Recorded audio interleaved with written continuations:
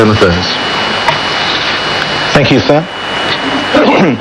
Will the Minister provide an update on the latest information she has relating to the disappearance of Adrian Lynch? Minister. Thank you, sir.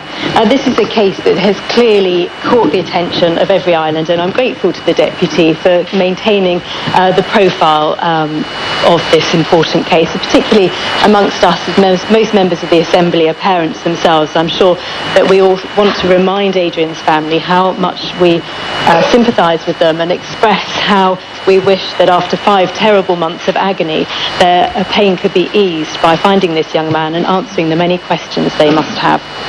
I understand that the police have investigated all known feasible links of inquiry in relation to Adrian's disappearance.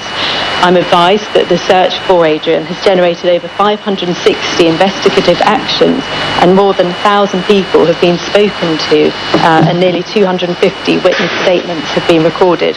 This remains a live police investigation, and 2 police officers are continuing to work full-time on the case in order to ensure completeness and to make certain that no potentially relevant information has been overlooked. I understand that an internal review of documentation linked directly to the search is also nearing its completion, with the purpose of addressing any vulnerability that might exist in the significantly resource-intensive search phase of the operation. I'm advised that there's still no credible indication of third-party involvement or criminality, although the police remain alert to that possibility and are ready to respond to any new information that comes forward. The police also intend to issue a fuller update on the investigation in the coming days, and it's hoped that Adrian's disappearance will remain high in the public's consciousness.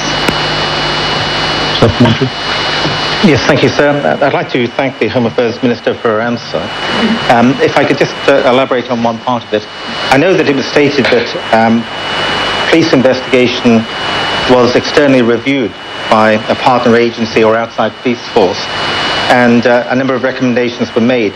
Could she tell us what those recommendations were, whether they were accepted by the State of Jersey Police and implemented, and if not, why not?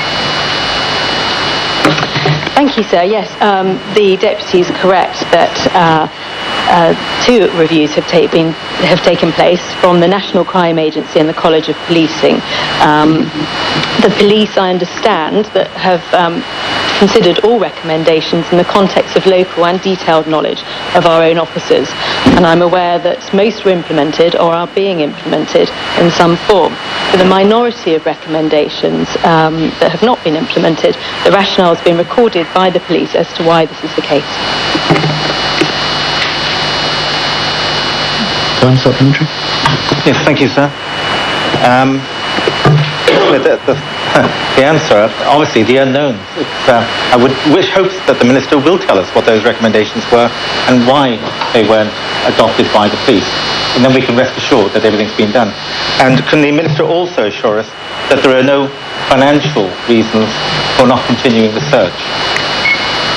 Okay, let's start with the finances first. And sir, so far I'm aware that the case has cost just in the region of £182,000, and that no additional funds have been requested to date.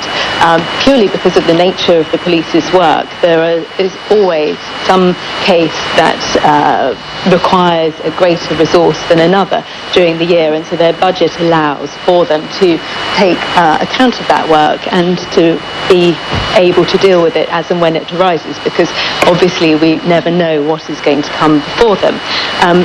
Then, sir, with the second part of the question, which was the first point, I'm afraid that I'm going to have to give the answer that the Deputy will not want to hear, but we often have this conversation, and as the Deputy knows, I have political responsibility for the police, but no operational control. It would be quite improper if I were to direct the police in any way, and so therefore he might have to take up the first part of his question with the Chief of Police. We come to question